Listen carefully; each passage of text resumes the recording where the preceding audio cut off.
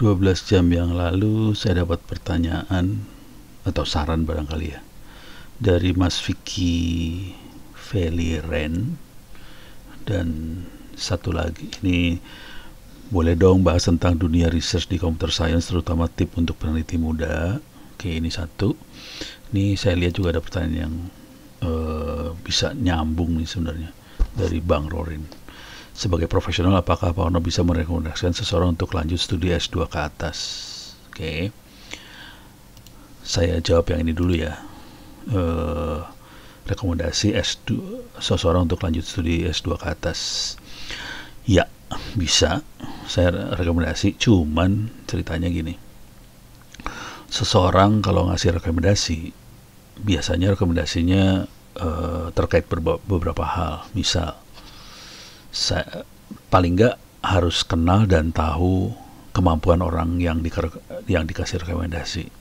Jadi biasanya yang paling minimal sekali, paling jelek sebenarnya, rekomendasi paling jelek adalah saya pernah ngajar, orang tersebut pernah kuliah di kuliah saya. Jadi paling rekomendasinya, iya saya kenal, pernah ikut kuliah saya, dapat nilai sekian. Itu adalah rekomendasi yang paling jelek. Kalau sama sekali tidak kenal, sama sekali tidak pernah berinteraksi, sama sekali tidak pernah bekerja sama, susah. Ngasih rekomendasinya susah. Jadi yang paling jelek tadi kuliah.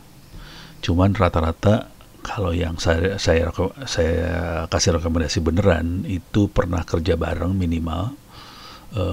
Misalnya saya pernah kerja bareng sama seseorang tersebut, sama-sama ngasih training di mana, sama-sama ngoprek, sama-sama nulis buku, sama-sama riset.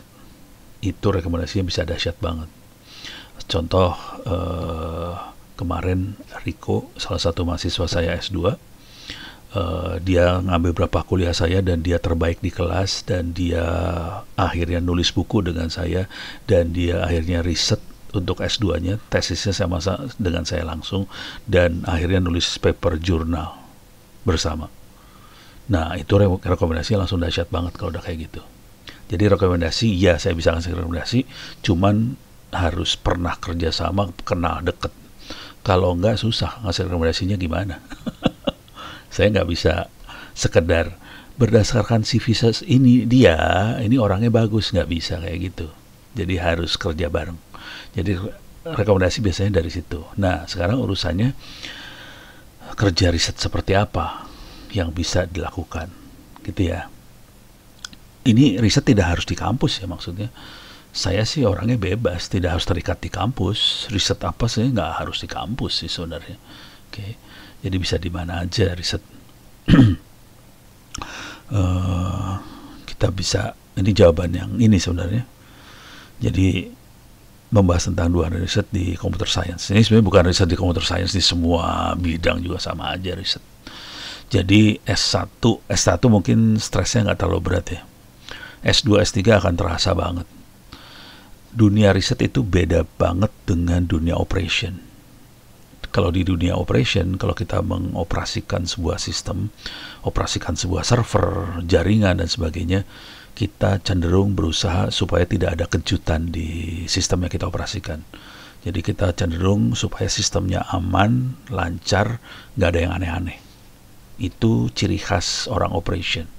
Jadi orang operation seperti keluar ISO 27001, ISO segala macam, itu berusaha supaya tidak ada kejutan di dunia operasi sistemnya. Jadi kecenderungan orang operation akan selalu membuat sistem tidak aneh-aneh, tidak ngaco. Itu operation. Operation biasanya di dunia kerja. Dunia kerja tuh kayak gitu kecenderungannya. Nah, kalau terjadi aneh-aneh, terjadi ada sesuatu yang tidak normal, nah itu dunia riset itu. Jadi itu kebalikannya. Kalau operation berusaha meredam semua kejadian yang ajaib-ajaib, kalau riset berusaha nyari yang ajaib.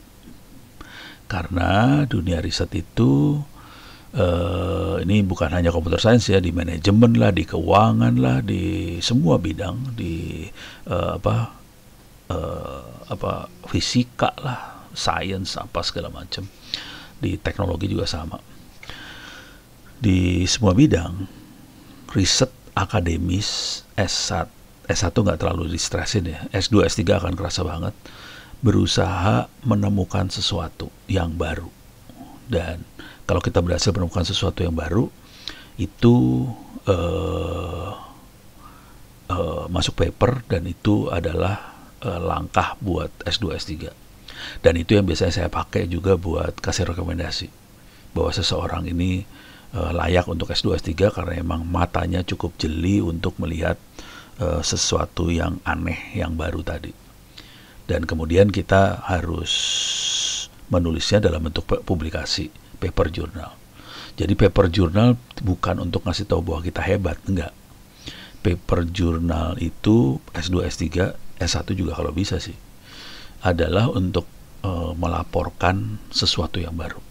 Dan nilai kita untuk ijazah S2, S3 itu akan tergantung pada kemampuan kita untuk menemukan yang baru tadi. Gitu ya. Beres ya? Jadi itu bedanya antara riset sama kerja biasa yang operation. Kalau operation pengennya normal, lancar, nggak aneh-aneh. Kalau riset pengennya aneh banget, semakin aneh semakin keren, gitu. Jadi itu beda makhluknya. Asal ngerti filosofi dasarnya dulu nih. Jadi riset maunya seperti itu, operation kayak gitu. Nah sekarang urusannya bagaimana untuk membuktikan bahwa ini sesuatu yang baru di dunia penelitian. Gak bisa dong ngomong di jurnal ngomongnya gini, dunia saya menemukan sesuatu yang baru. Gak bisa. Langsung dicoret sama reviewer jurnal. Jadi caranya adalah gini, kita menemukan sesuatu yang baru ya. Nah, kita tekniknya adalah membandingkan dengan sesuatu yang sudah ada sebelumnya. Jadi misalnya, peneliti ini ngerjain ini, hasilnya seperti ini. Peneliti B kerjain ini, hasilnya seperti ini. Ini dalam bentuk referensi di jurnalnya. A seperti ini, B seperti ini, C ini, D ini. Jadi secara umum orang ngerjainnya seperti ini. Saya ngerjainnya seperti itu, cuman ekosistem yang dipakai mungkin beda. Bedanya ini. Hasilnya beda dengan ABC. Jadi kita ngasih lihat, perbedaan itu adalah penemuan. Jadi penemuan itu biasanya terjadi karena perbedaan. Tapi kita harus ngasih referensi ke penemuan yang lain. Dan referensi ini biasanya paper journal semua. Oke. Nah, kita punya masalah di Republik Indonesia karena 99,9% perpustakaan di Indonesia itu tidak punya akses ke paper journal. Jadi taktiknya gimana? Taktiknya pakai Google Scholar. Jadi silakan masuk Scholar, Google. Udah masuk sono. Masuknya sini nih beda. Bukan Google yang normal. Kita pakai Google Scholar seperti ini. Cari aja judulnya. Nah ini kebetulan Riko Hermanto. Nah ini si Riko nih. Oke. Misalnya Ono. Bisa kelihatan. Buku saya berapa, paper saya berapa, segala macam bisa kelihatan di sini sih. Profil seorang Ono ya. Kalau mau iseng aja masukinnya dosen Anda masing-masing ke sini namanya. Saya cuman 1491 di site sih. Coba kita lihat menteri kita siapa ya? Bambang. Nadiem Makarim ya. Nadiem Makarim. Oke. Gak ada informasi dia di site. Ini malahan ini orang lain yang nulis tentang Nadiem Makarim. Orang lain ngomong tentang Nadiem Makarim. Bukan Nadiem Makarimnya yang nulis. Jadi kita bisa lihat kualitas seseorang, kepandian seseorang di sini sih, di Google Scholar sih, paling sederhana. Nah, misalnya kita mau cari tentang data science, deep learning, gitu ya. Tapi harus spesifik sih sebenarnya. Nah, kalau kita pengen site ini, caranya ngelihatnya ini, diklik aja, tab, oke. Nah, kita baca. Jadi waktu kita bikin referensi, kita baca abstraknya. yang dia kerjain apa sih. Dari situ kita bisa tahu bedanya kita dengan dia apa. Jadi kita modalnya abstrak aja. Soalnya kalau kita teks, kalau ini kebetulan bisa di-download semuanya nih teksnya. Ini kita beruntung kita bisa download semua teksnya, download PDF. Kalau bisa download PDF syukur banget. Kalau enggak kita modalnya abstrak, terus kita mulai ngeraba yang dia kerjain apa, yang kita kerjain apa, bedanya apa dia kita sama dia. Beda itu adalah penemuan. Gitu ya, beres ya. Nah, kalau kita mau cite di reference, ini ada kutip 2 biji, ini buat cite. Ini buat cite-nya. Cara cite-nya kayak gini. Gini ya, ini cara cite-nya. Masing-masing jurnal akan beda cara cite-nya. Orang teknik biasanya pakai yang mana ya? Seringkali pakai yang bisa Harvard sih. Kadang-kadang saya suka yang IEEE, biasanya lupa yang mana. Tapi harus dibaca nanti di jurnalnya, kita cara cite-nya seperti apa. Oke, beres ya. Jadi kira-kira itu inti besarnya. Saran saya kalau pengen nulis, jadi nanti ujung-ujungnya harus nulis paper jurnal.